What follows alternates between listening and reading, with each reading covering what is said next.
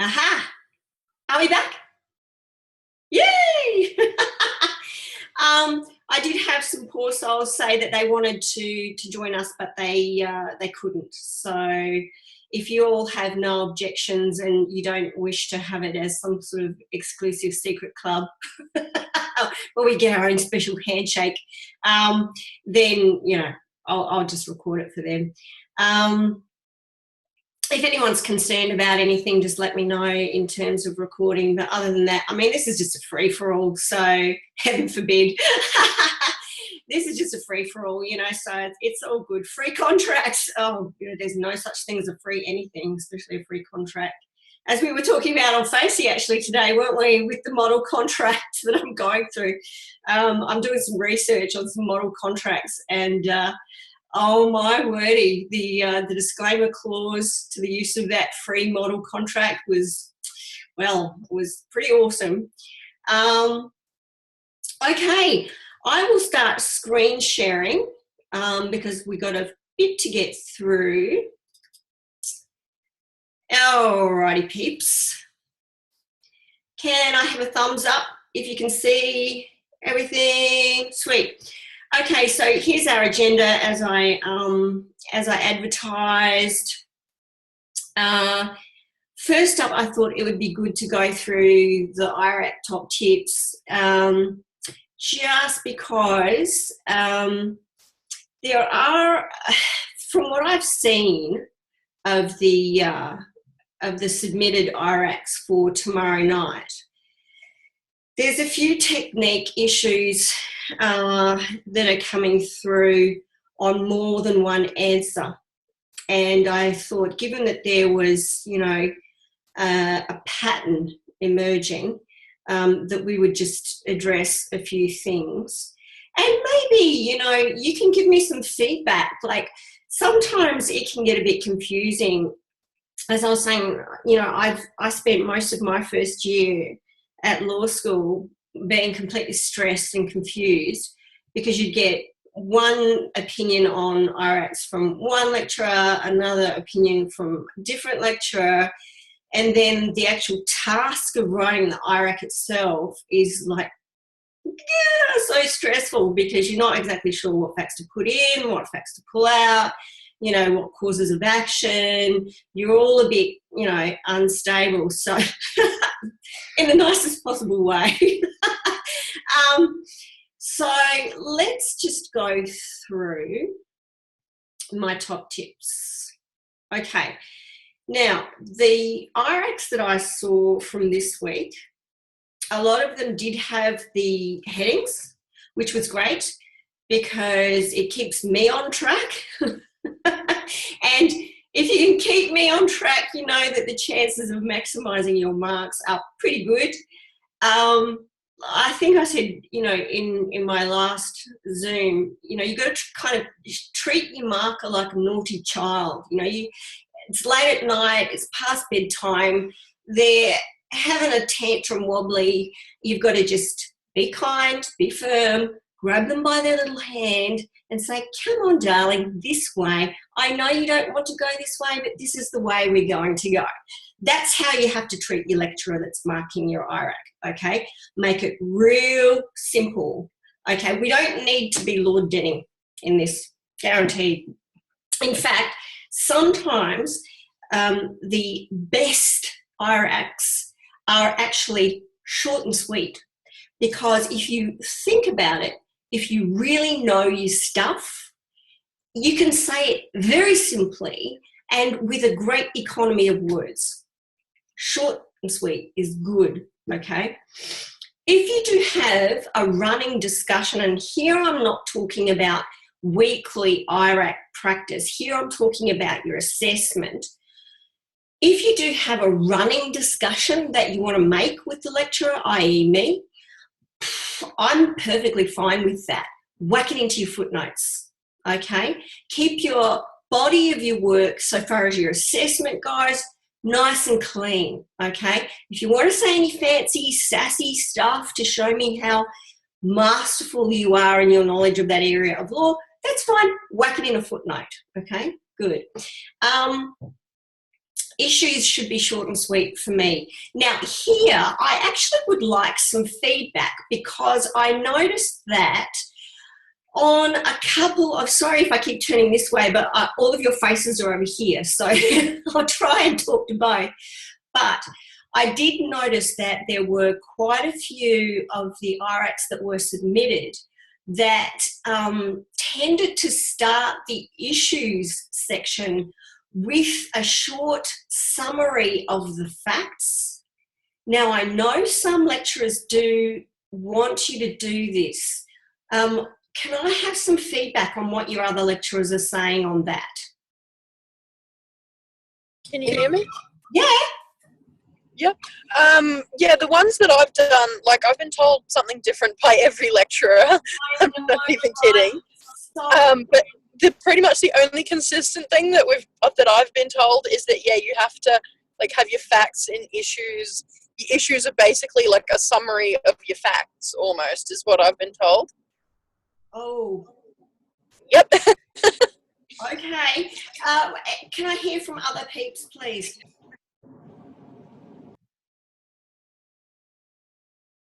To me, the issues are just the issues. They shouldn't involve a heap of summary of what's happened, because a lot of what has happened is just non-applicable to the whole issue of it.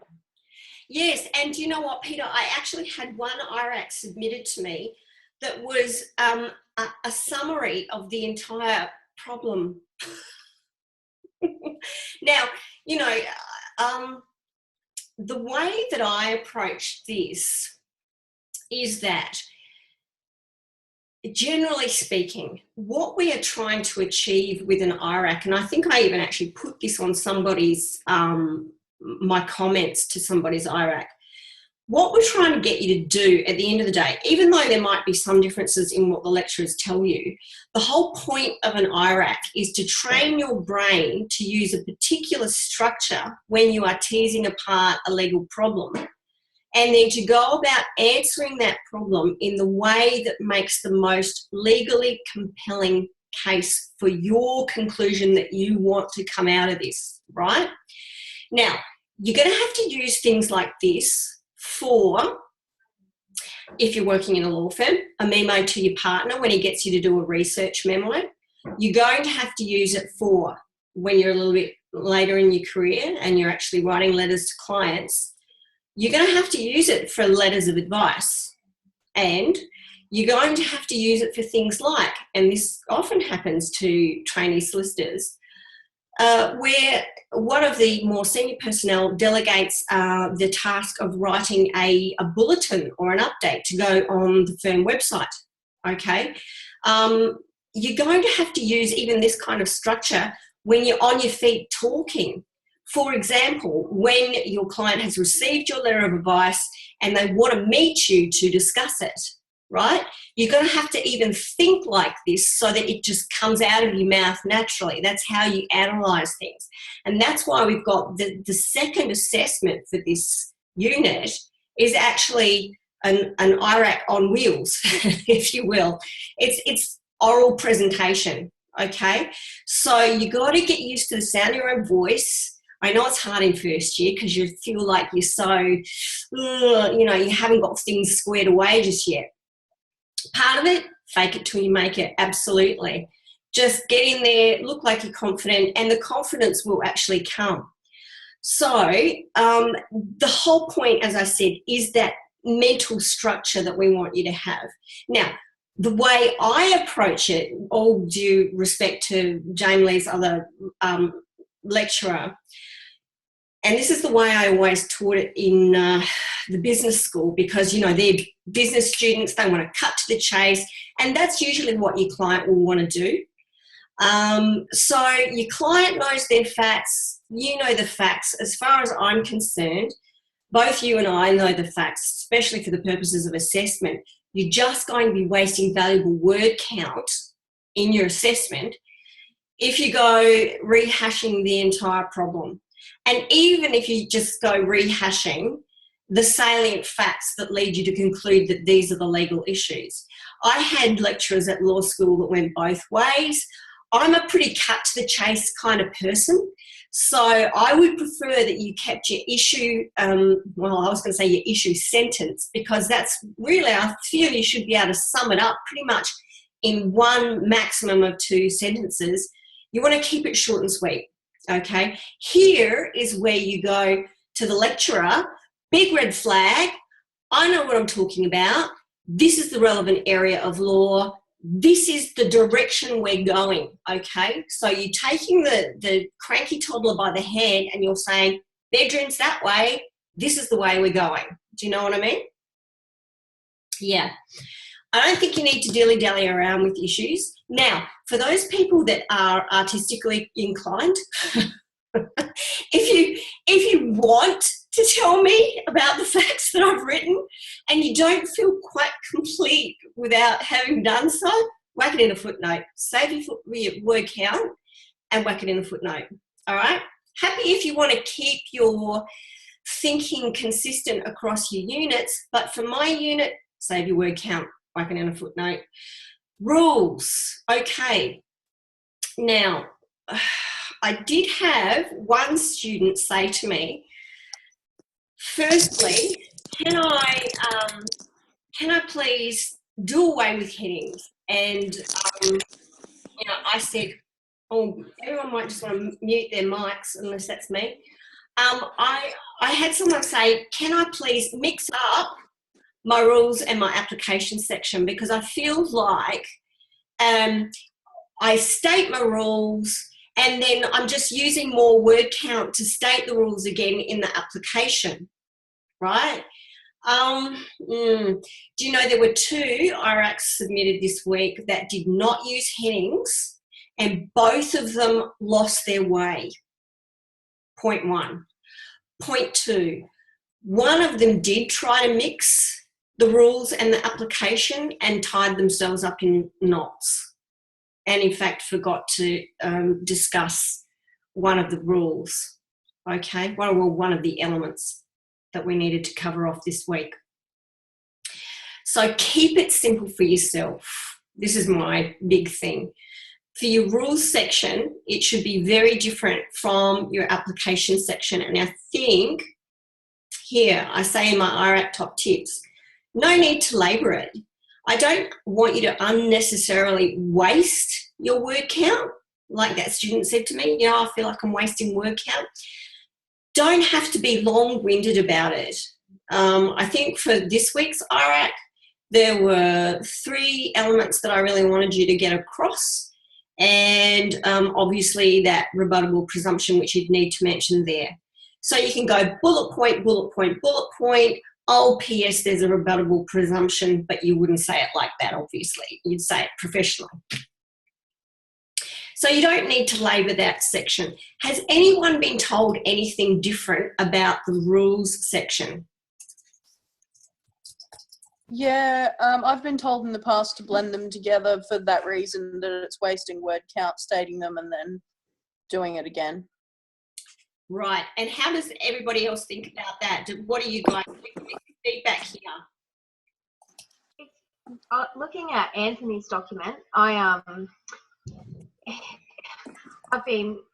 all over the shop, because in in contracts A, I followed Anthony's document to the T, and it was perfect. Got me great marks the whole way through. But then I've used that approach to IRAC in torts and been slammed for it.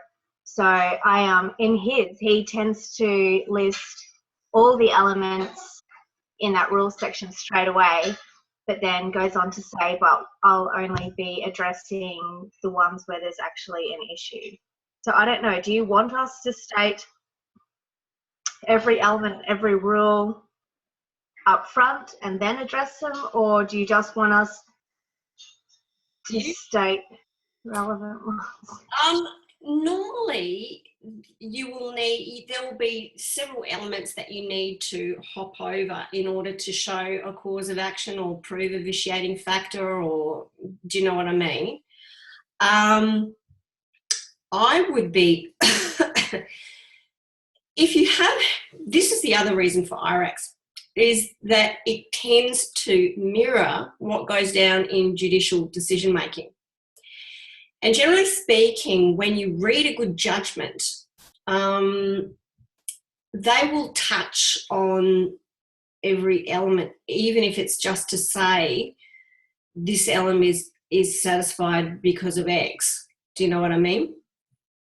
I think there would be a danger at this stage of your career in just citing some of the elements that you thought were an issue and then leaving the rest unsaid,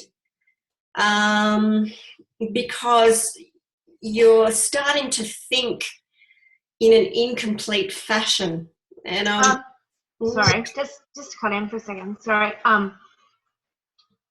I've always been told that we had to cite all the elements, but what I've had with one lecturer is that you can cite all the elements up front and say these are all the elements that need to be met, and then you only work through, and then you only address the ones though in your application where there's an issue.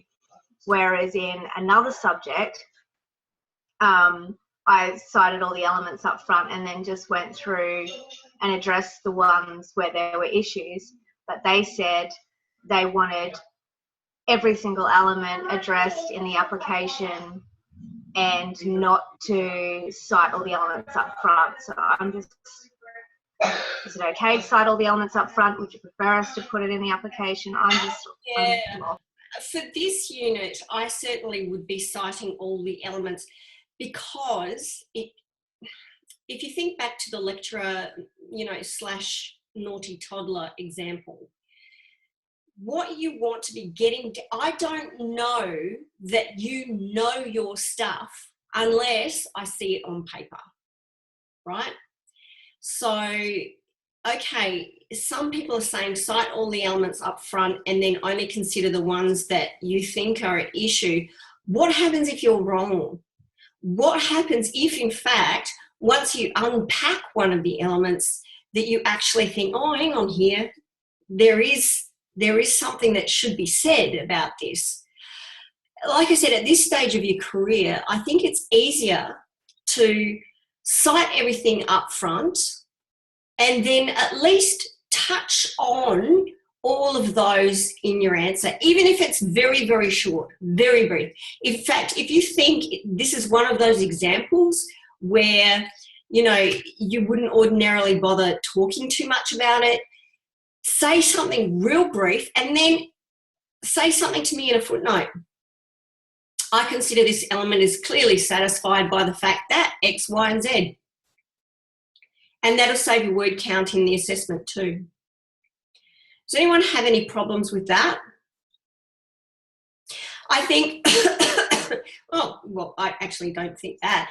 I think that, like I was saying, when you're training yourself into a new habit, a new technique, I think it's good to have your checklist there and then mentally actually go ahead and tick off each of the bullet points that you've made in your checklist. It's good for up here, and it's good because the lecturer can see on paper that you're ticking this stuff off. Do you know what I mean? And like I said, if you're worried about word count, whack it into a footnote. That's fine. I don't mind that at all. So we'll say here, cite elements up front and then discuss each in turn. Each in turn can be brief if clearly satisfied. And I'll just put here, in application, can be brief if clearly satisfied. Use. One more thing. Oops, yep. Sorry. Yeah, go on. I just wanted to ask, sorry.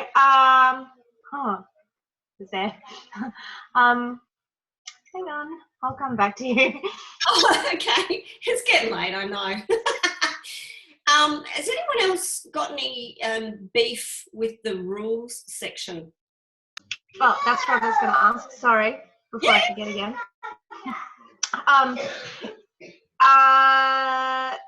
Contracts A elements. all the elements of formation of a contract.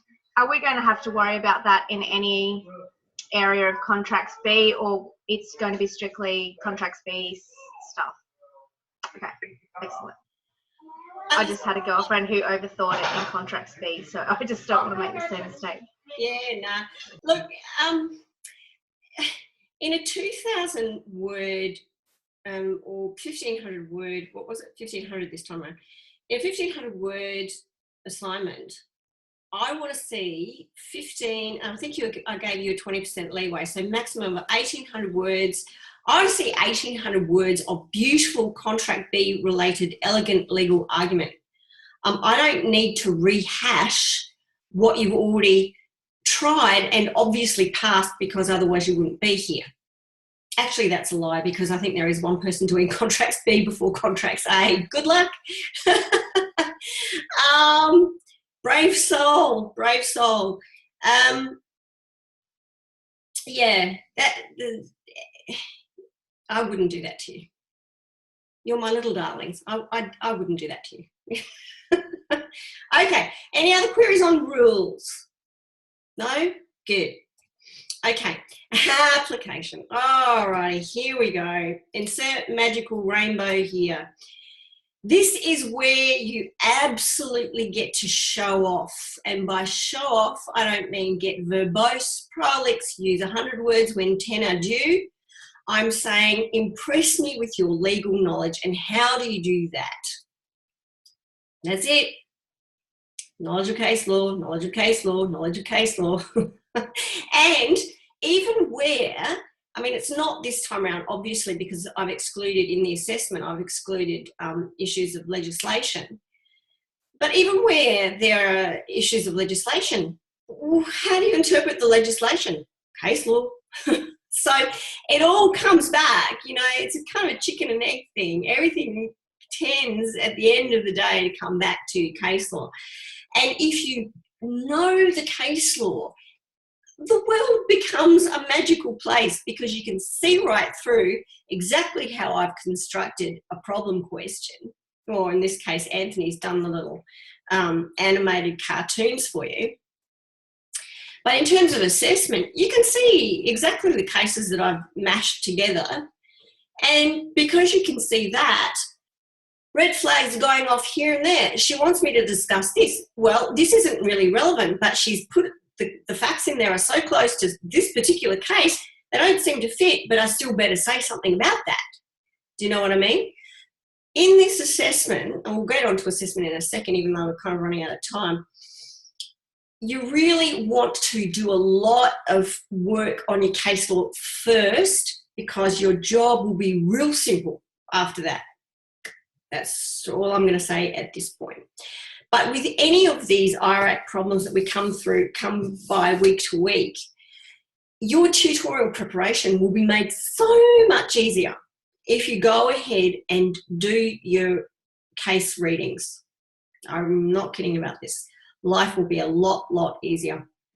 And in fact, I've started to now say to people who are submitting IRACs, have you watched the videos, read the study guide, read your text, read your casebook, and actually sat down and analysed the problem? Is someone saying something to me here?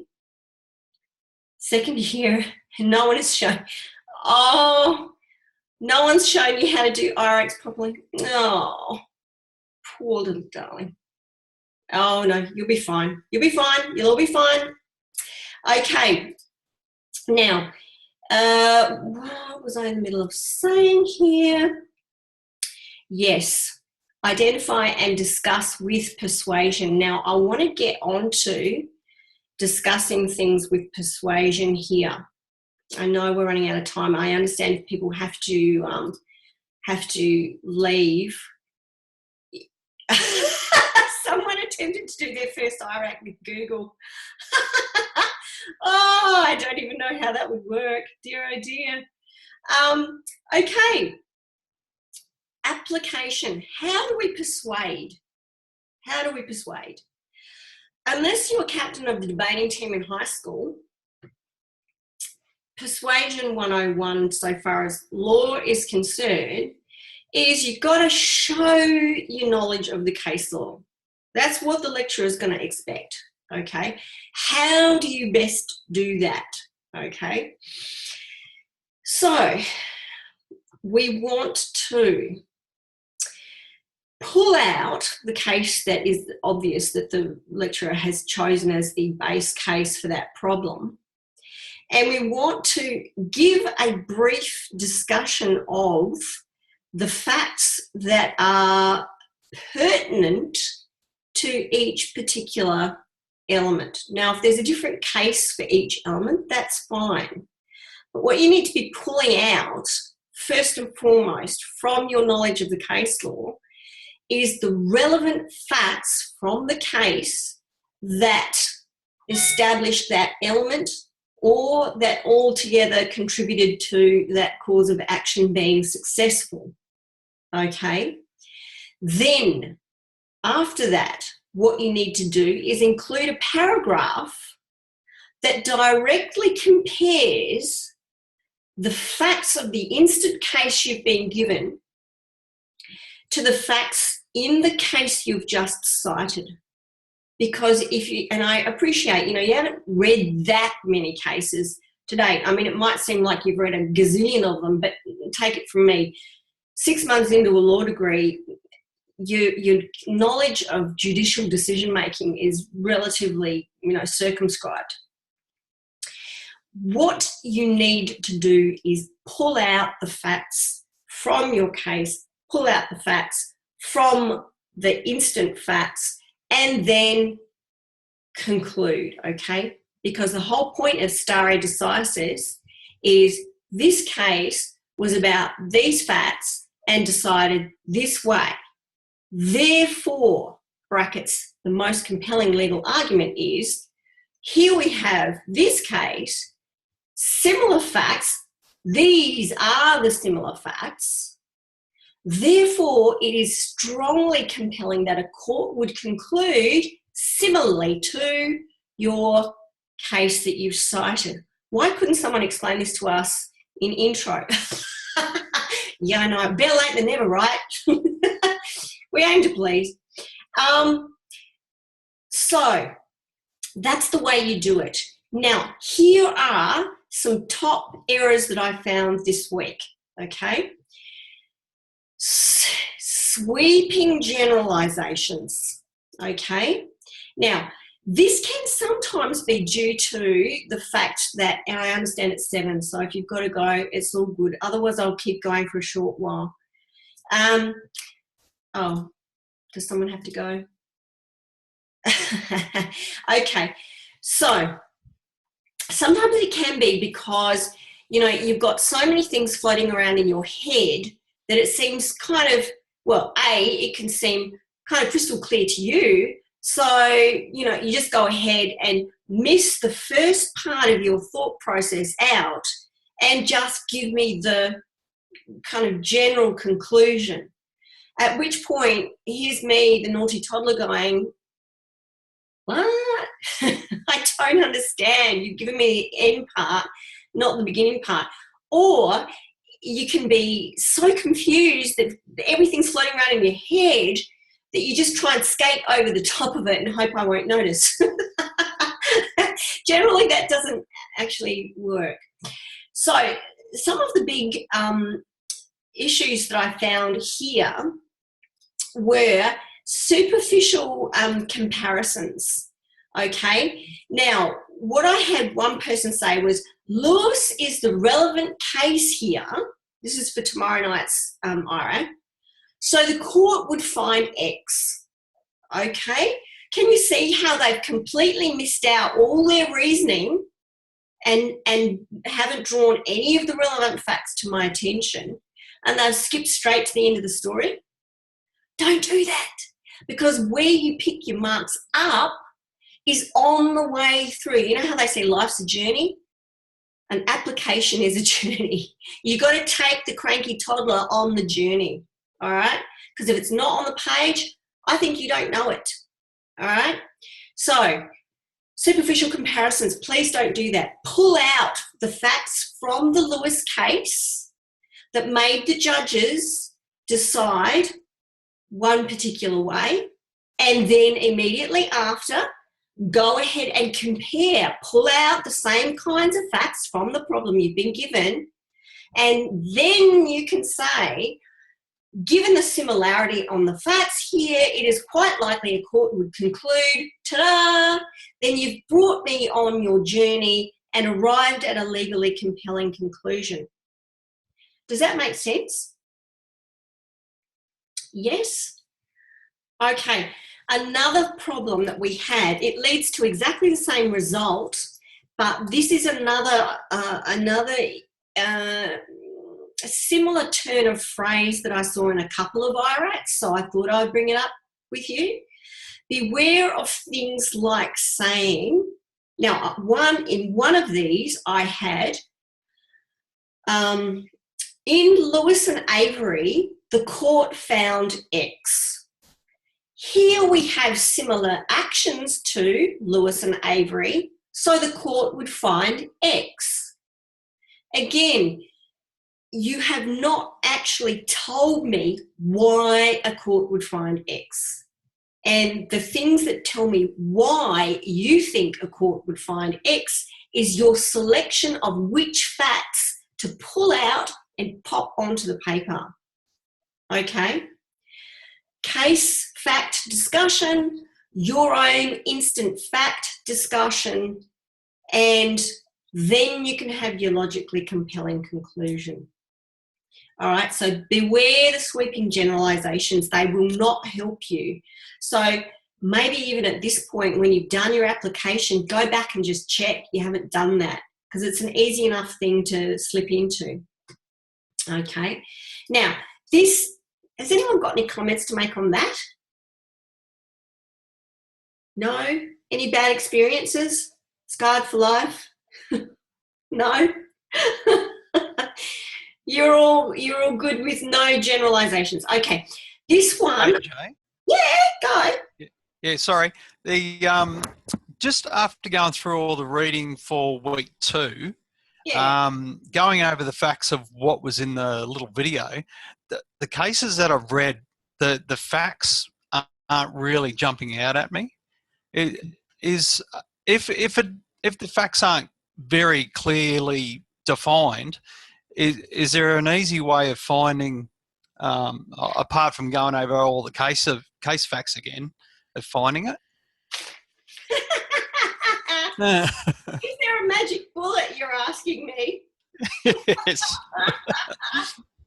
Or do you go back and look at the issues and say, okay, well, these are the cases that are related to these issues, and this is probably the main one? Yeah. Yeah. Is that am I heading in the right direction there? Yeah. Yeah. Don't, with week 2, there's an awful lot crammed into week 2.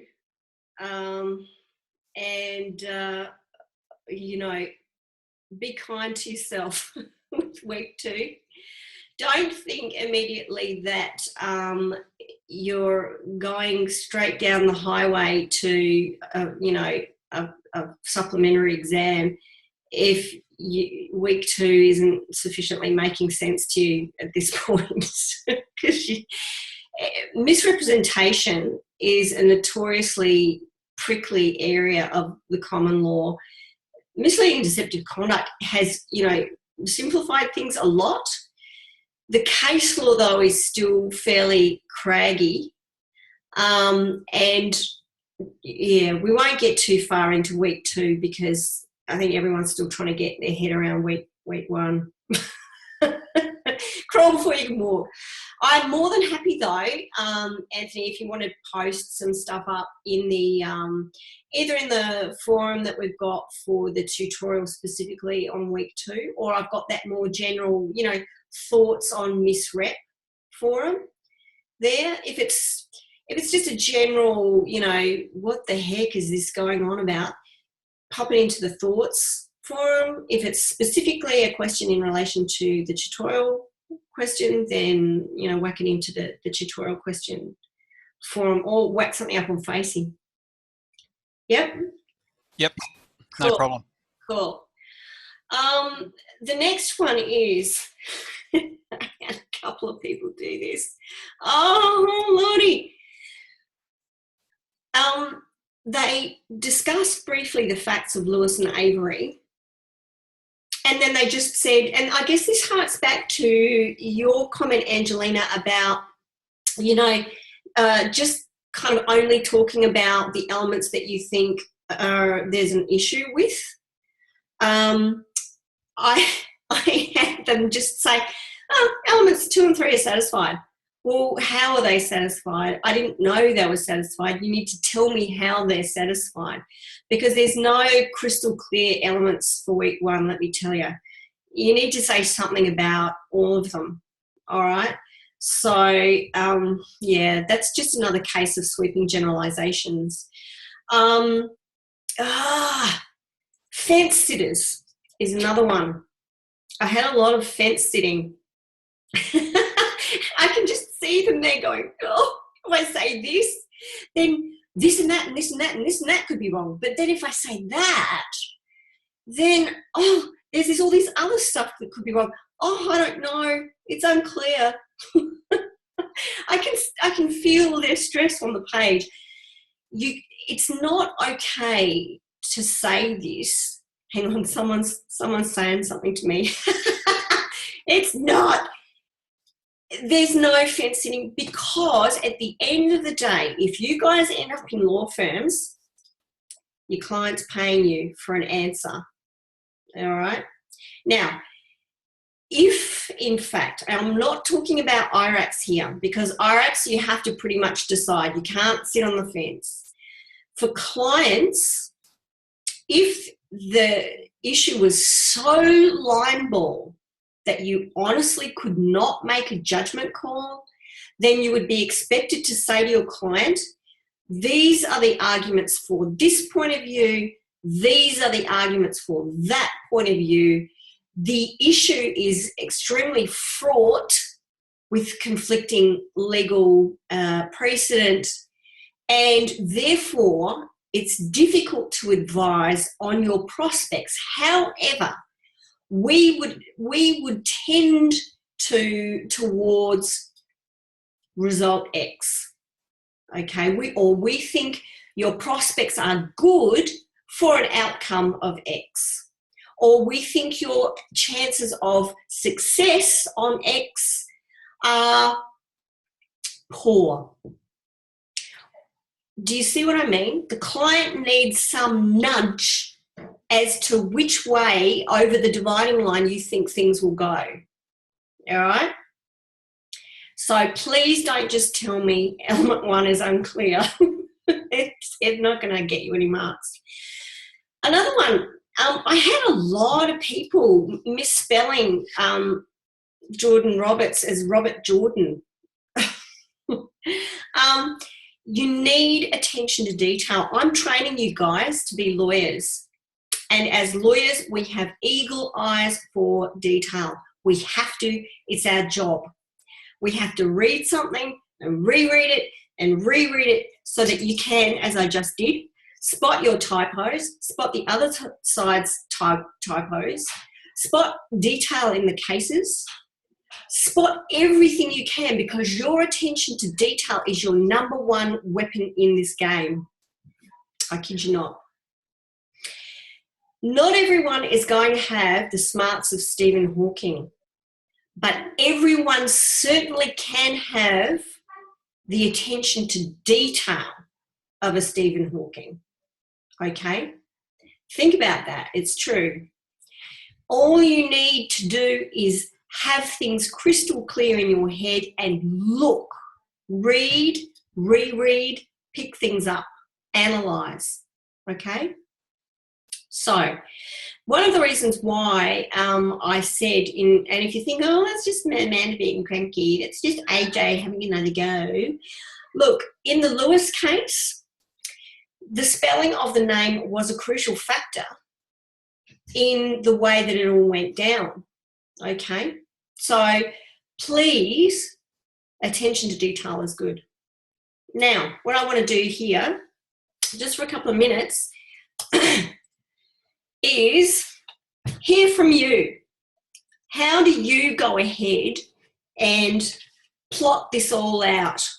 Someone's saying something to me. Hang on. Oh, yes, Lewis and Avery. Okay. All right. Tell me, peeps, what do? Do you do what I've just said? Or do you try and sit down and panic? What's your thinking process?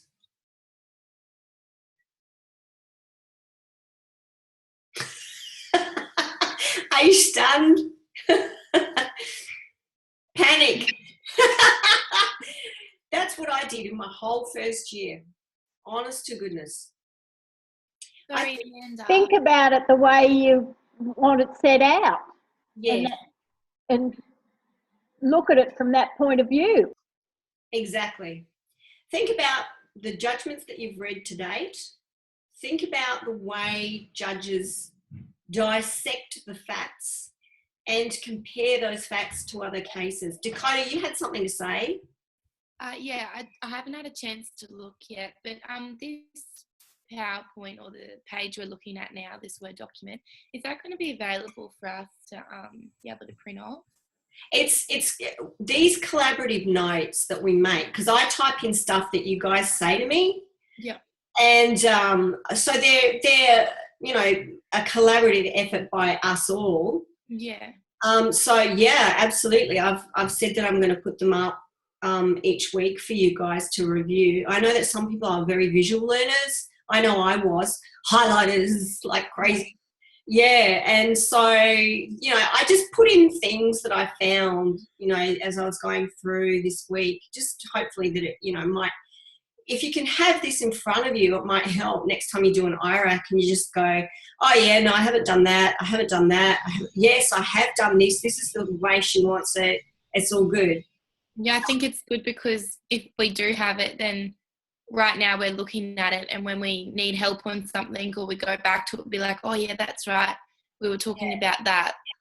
Yeah, absolutely. I'm a visual learner, and I never feel complete and at one with my soul until I've printed something out and have highlighted it. Yeah. That's just the way I work. I know other people have to hear things. So I guess that's why I like to have a document on screen we can all work on, plus talking, because it tends to kind of capture the field of the way people learn. Yeah, awesome. Thank you. No worries, mate. So how do you, apart from panic,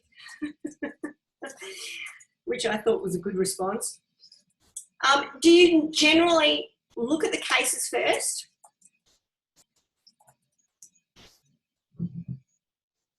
Yep, Peter's saying yes. I've had some people typing stuff to me. I'll just keep my chat thing open. Highlight the issues and start considering what applies. Yes, yes. So you've done your read. Oops. Well, I'm typing a chat here instead of typing on the document. Okay. So we have read the notes, text, cases. Okay, and then highlight the issues and start considering which cases apply. Yep. Now, when you are putting the stuff down on paper, do you go back to the problem and then scan the cases to find what are the relative facts that you should be pulling out? Because part of this is training your brain to analyse that problem question and then get back to the case law, swim around in it and go, oh, that's a fact in my particular case. Okay, and that is too, and that is too, and that is too. Is that the kind of thing that you do? I generally do the same. Bad for just doing the sweeping generalizations. We'll get you into shape. No worries. We'll get you into shape. We'll stop the sweeping generalizations. Part of what will stop those sweeping generalizations is the case law. Is you being at one with the force of the case law. I'm serious. because once you once you actually have a handle on the case law, everything slots into place. You see how ridiculously simply lecturers think once you have a handle on the case law. Try to relate the issue element to the case. Brilliant. Thank you, Peter. So then relate the issue to the case. Is there some way we can just share this document? I'll ask. Feel out of depth. Oh, don't feel. No. Look, obviously contracts B is a B subject, so, you know, we're asking you to step up a bit. But it's not, you know, it's not all electric fences that are going to zap you everywhere you're going to turn. It's actually quite a fun little unit. What you're going to do is kind of relax and trust in your knowledge of the case law. It all comes down to that. I'm really not kidding. And your attention to detail. Because those two things will get you through like nothing else. Drink more wine. Oh, Tanya. Okay.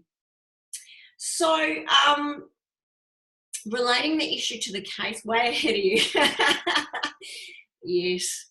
You know, at the end of the day, that's often the way it goes, isn't it?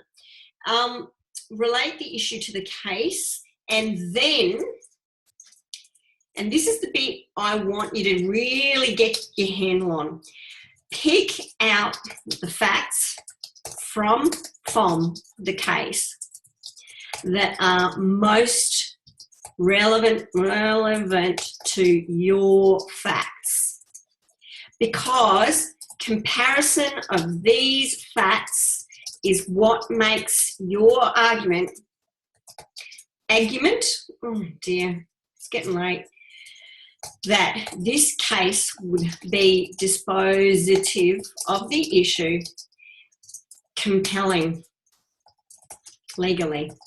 Yes? You're saying these are the facts there, these are the facts here, no brainer. Court here would follow that court, yes? That's what makes your argument logical and legally compelling. All right. Unless there's any other queries on application, dry July. Oh dear. Look, you know what? Everybody needs a bit of stress relief, and that's why I am on Facebook constantly. But you got to watch that because it can be a bit of a distractor. Any other queries on application? Is there bits of the application that constantly evade you as to how you think they should be done properly? What you made a note on mine about the order that I did my elements in when I did the application. So from what I got from your feedback, we should start with the most crucial element, with the most relatable case. Is that how you want us to approach it? Because I've always kind of worked systematically and gone, gone through them itemized. I think the issue was that then you discussed the presumption first. Yeah, maybe. Did you discuss the presumption first or element? Yeah, I did discuss that first, and you said that should have been later. But then I went through the elements kind of in order, and maybe it was because my case law was in the wrong order. I didn't discuss most relevant cases. Yeah, I don't know. I'm lost. What you needed to do was really look at. You needed to look at. I think my book is constantly open at this page. I should have it. It should just, and it does. There it is. 14.240 is and 245 are the crucial ones that you want to discuss. But also 14.220 of the text sets out the three elements that courts will generally use to construe an offer that's tainted by mistake as to identity. Okay, A lot of people just use the good old Taylor and Johnson general unilateral mistake elements. They're slightly different to unilateral mistake as the identity of a party. So you need to make that distinction and you need to get the elements right. If you don't get the elements right, the problem then will be, obviously, that there's not necessarily going to be a match of the elements between, you know, what you're discussing and what I actually need to see. Ilonka, model answer to the tube question. You know what I'm going to do, and I've already said this on Moodle, is that I will, once we have had the tutorial tomorrow, I will, because I've still got about 4 more IRACs to mark actually, I will select the IRAC that I think probably did the best job, and I will de-identify it and pop it up for everybody to see in all its glory with my comments and everything. Okay? I think that's probably the best. Okay, so I think that's it probably for application. Conclusion, no worries, Dakota. Conclusion, please. I had some students take what I call the mystery novel approach to their IRAC. And in their conclusion, they introduced new causes of action, new elements to discuss, in case they got the first lot wrong, new case law, and alternative different remedies. Now, I am on the alternative different remedies, but you don't lead me to this mystery novel state. You get where you get to the end and you just go, what was that? You know, you really need to make your conclusion short, make it snippy, because really by the time we get to this point, you should have compelled me to your conclusion already by the force of your application. That's where the job's done. This conclusion part really is just putting the exclamation point on, oh, I'm so right, aren't I? Exclamation point, question mark, exclamation point. And then you discuss remedies. That's all your conclusion is for, okay? Don't introduce new causes of action. Don't introduce new vitiating elements. Don't rehash other elements in your conclusion. Don't give a sweeping sum up. Again, your sweeping generalizations. Given the above, the court would conclude X and the remedy would be Y. Look, you know what? In this part, if you've done your application right, this part should not be problematic, because saying this, if you have done a good application, there's nothing wrong with that. You're saving words. Here, this is the problematic part. Okay, so the court would conclude there's a vitiating factor of misrepresentation. So the plaintiff would rescind the contract. But what happens if there's been some kind of factor that might destroy or partially affect the right to rescind? What if there's been laches, you know, your delay issue? What if there's been affirmation? What if there's been intervention of a third party? You know, all of these things can destroy your right to rescind. So say that the plaintiff's ideal remedy would be rescission, and go ahead and look for any of those problematic factors. If there's none, fine. If there is, make darn sure you say something about that in your conclusion, because there's a case coming up that you look at, which is North Ocean Shipping and Hyundai. Huge commercial dispute. Huge, massive, massive, massive, for the whole, well, a large chunk of the cost of an entire construction work on a shipping tanker. Okay. Now, remedy would have been given, but for latches. Okay. Massive problem. Massive. Misrepresentation. Often the remedy for rescission is lost because of affirmation. The plaintiff themselves does something that makes the court go, yeah, well, you had the right to rescind, but you kept going with the contract anyway. So beware of simplistic generalisations for your conclusion, okay? Any problems with that? No? What would you say is like a good amount of words for a conclusion? So it's not too simple and it's not too over the top. Short paragraph. A short paragraph? Short paragraph. Mm-hmm. And unless there are some issues, okay, generally speaking, just picking something out of the air, if your vitiating factor was misrepresentation and your client, the plaintiff, wanted rescission, you'd be saying something like, in light of the above, it is more than likely that the court would conclude that there has been a vitiating factor of misrepresentation. Now, then you'd want to say fraudulent, negligent, innocent. And then, generally speaking, if it's fraudulent or negligent, you're going to have to say something about damages, because for either of those, you can get damages. And, you'd be citing the relevant case law. You wouldn't give a great detailed discussion. For example, the remedy would be rescission, ... Alati and Kruger. In this particular case, you might need to discuss that you'd be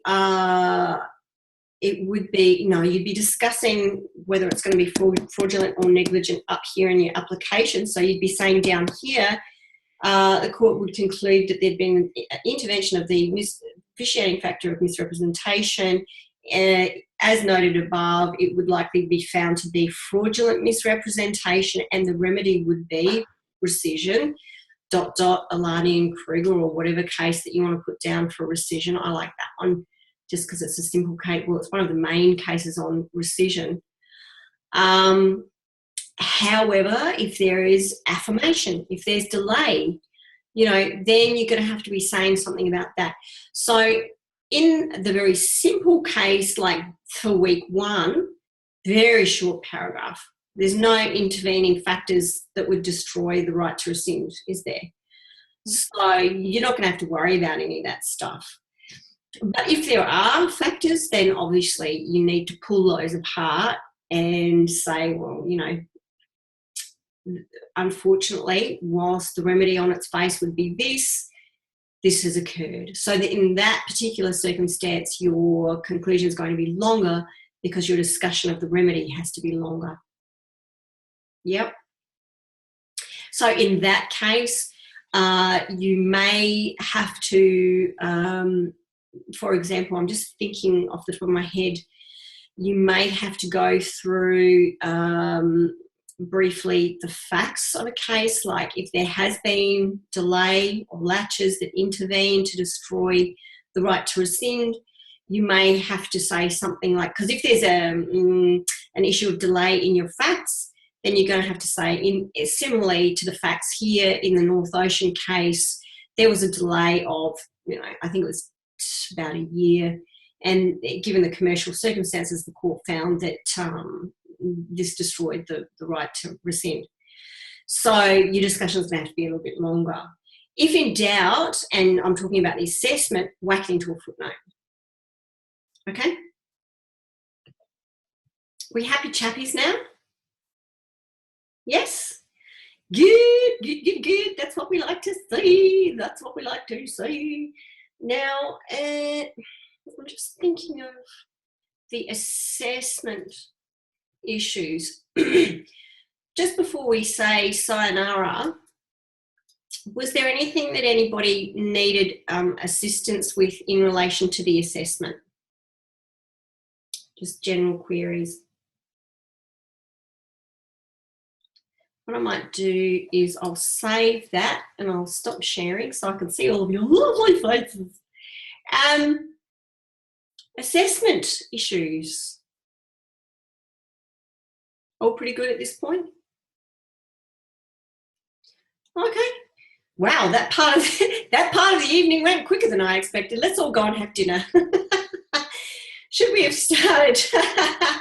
Look, I always like to start puddling around in things sooner rather than later, just because I'm one of those that are really risk averse, and I, generally speaking, finished my assessments early by a couple of days so that I could put it down for a couple of days and then, polish it all up at the very, very end on the day that I submit with the minimum of stress.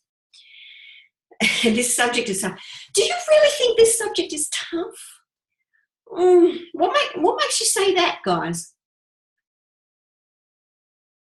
Open mic time. Let's go.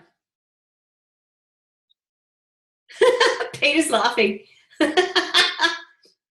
I'm just thinking that it's probably a little bit more pressurised than it was in Contracts A.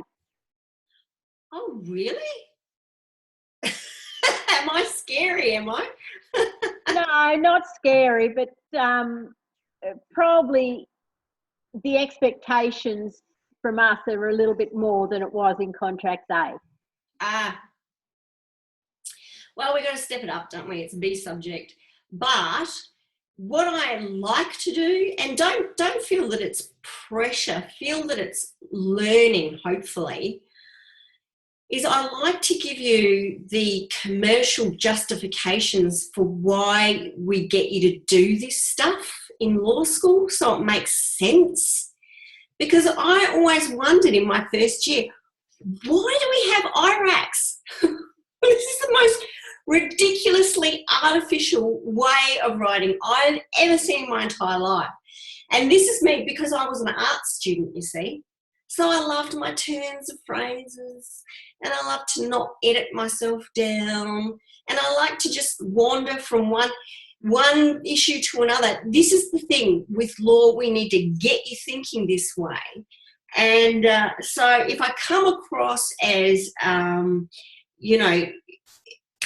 get with program peeps, it's because I know that you lot are out there, you baby lawyers waiting to happen, and I want you to, when you hit the ground in your career, I want you to feel as though you've hit the ground running, You know the reasons why your educators did the things they did. Because if you understand what we are trying to train in you, then I think you go, oh, okay, it's actually not that hard. It's actually not that undoable. It's actually doable. It's just a matter of getting the habits. That's all it is. It's not scary.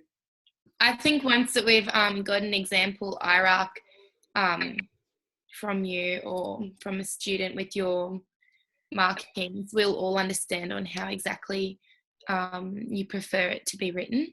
Because I think we're all a bit second guessing ourselves because we've all been told different things. But I think an example, once we see one and we know exactly how we're meant to do it, I think we'll all be along the right lines.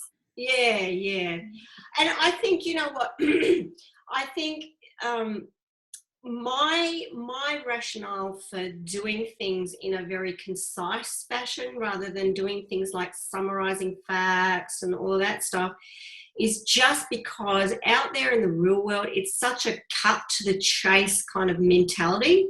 Everyone doesn't want to be wading through this stuff that they already want to know. They want to go, it's like you when I put that model IRAC up, and it won't be perfect, let me tell you, it'll have my comments on it, but you want to get in there and you want to cut to the chase and you want to see what's good, see what's rubbish, work it all out, and get to the bottom line as quickly as possible. And this is, I guess it shows that I taught in the business school because that's the focus, and that's the focus out there, unless you happen to be, Angelina, unless you happen to be employed by a government think tank where you can just clock in and clock out and have one roster day off per fortnight, and life's a barrel of laughs. This is how it is in the real world. I think it will be good. I like the way that you it's down in the IRAC. I just need to see it visually, I think. Yes, So I can... yes, I completely understand. And you know what I have done myself? I've written out an answer to the assessment, because I always do, just to make sure that it's doable in the word count. I think I got 1,654 words. I always do that.